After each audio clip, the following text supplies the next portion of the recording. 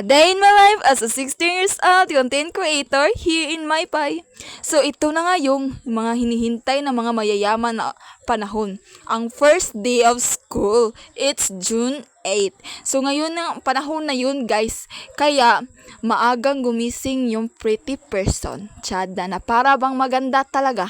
Kasi sobrang proud niya sa sarili niya na papasok siya sa grade 11 na siya yung magsasaing ng kanin kasi sa kaalaman nyo lang guys, simula grade 7 or elementary hanggang grade 10 ako, hindi talaga ako yung nagsasaing, kaya proud na proud ako sa sarili ko kasi dapat matuto akong mag-isa, Chada, na para bang kaya na talaga, na para bang pwede na maging from this to this.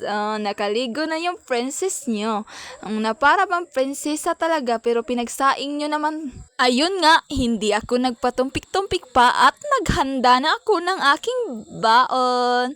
Yun, kanin lang siya dahil walang ulam. Mahirap tayo, no? Dapat matuto tayong lumugar sa ating sarili.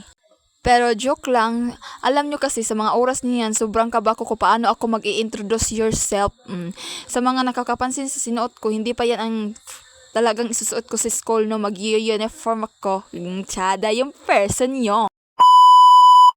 Kaya hindi na ako nagpatumpik-tumpik pa at kumain ako ng aking umagahan kasi kapag hindi tayo kumain talagang mamamatay tayo sa gutom dahil it's already 4 tapos ang lunchtime ay 12 tapos walang recess, ganun siya uwi. Kaya nagkamay kasi mas bet kong magkamay ngayong first day of school ay na para ba talagang siya. Ayun, pagkatapos kong kumain ay nagpapaganda na. Ay, joke lang pala mga kamaypay. Nagsuklay ako. Huwag niyo nang pansinin niyang ko dahil sa ilaw niyan. Dahil yan sa ilaw, no.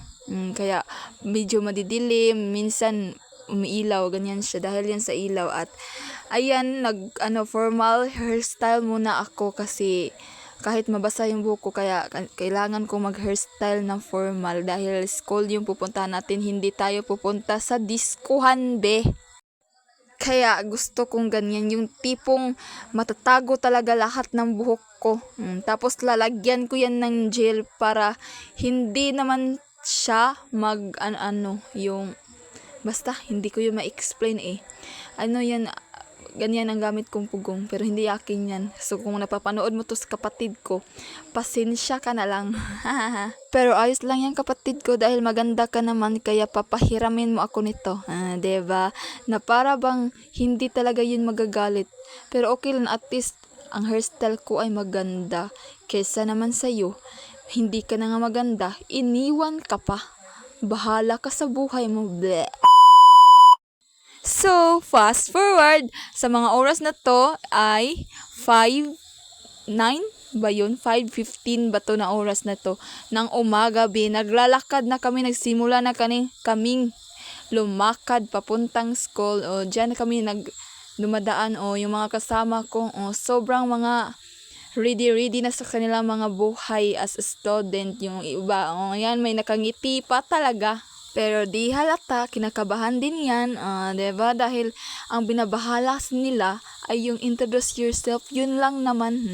Hindi sila nababahala kung sinong classmate sila, saan sila nga room, basta yun, introduce yourself lang. Ayun nga, malapit na kami sa school, kaya nagbihis na kami. Yan, naka-complete uniform na yung princess, na para bang prinsesa sa prinsesa ng mga unggoy. Diba? Nagpapaganda kahit hindi naman talaga siya maganda, be. Pero, ayos lang yan sa akin kasi nga, dahil tayo ay ginawa lamang ng Diyos na magkamuka. Kaya kahit sa paningin nyo, kayo yung ganda, at least, pariho lang yung naggawa sa atin. Kaya, wag kang piling dyan, be. Pero joke lang, hindi mo na ako magagalit ngayon kasi ay goal ko yung maging Linda Walker kahit hindi ako matalino, at least magaya ko yung ugali ng Linda Walker na ayos lang ang lahat kahit hindi naman talaga. Diba? Ayan yung mga kasama ko, sobrang dami nila naka-complete uniform. Yung iba ang ubahi. Yung iba din naman ay hindi dahil ayaw nila mag-complete uniform dahil first day of school para, diba? Dapat mag-complete uniform ka sa first day of school para mapansin ka ng teacher. Yun ang tawag na sip-sip. Haha, Jollibee. Pero ayos lang kung ganun ang tawag niyo sa akin, at least ako, alam ko sa sarili ko, ay, wag na magiging Linda Walker tayo be, kaya hindi tayo magagalit kahit ano pang gawin nila. Ayan na, naghanap na kami ng room. Yun si Giancarlo, nahanap na namin yung room niya, kaya sa iba na naman kasi sobrang daming anak akong dala ngayon. Ako yung naghanap ng mga room nila. Ay, na para ba ang OA talaga niya. Kaya hindi niyo na, hindi niyo yan magigets yung video ko dyan dahil nahihiya akong mag-video kasi makita yung mga mukha ng mga estudyante tapos baka maban yung account ko. Ganun siya. Ganun talaga eh. Kailangan nating mag-ingat dahil may mga tao kasing magagalit kahit hindi naman talaga maganda. 'Di ba? Yun nga, fast forward, nakahanap na din kami sa room namin. At saka, kahit first day of school, may flag ceremony na naman. 'Di ba? Sobrang dami namin. Puro yan mga minions, be. Ako lang yung hindi. Fast forward, ayan, nakapasok lang kami sa room. Then, nagti-tiktok lang din naman, diba? First day of school, pero naka-Brazilian na. Hoy, talaga kayo mga tao kayo. At least, hindi napapansin sa mga transferee. Diba? Kisa sa iba dyan. Dahil malapit nang umuwi. Ayan, hindi ko na nakabidyo yung iba dyan. Umuulan talaga siya. Nakikita nyo kaya umuwi kami mga basa. Diba? Sobrang pangit ng first day of school ngayon. Dati din ganito rin, pero sa umaga yung ulan, kaya pumasok kami sa room ng sobrang basa. Mabuti na lang ngayon ay umuwian na. Diba? Bahala na kayo dyan, basta ako may payong.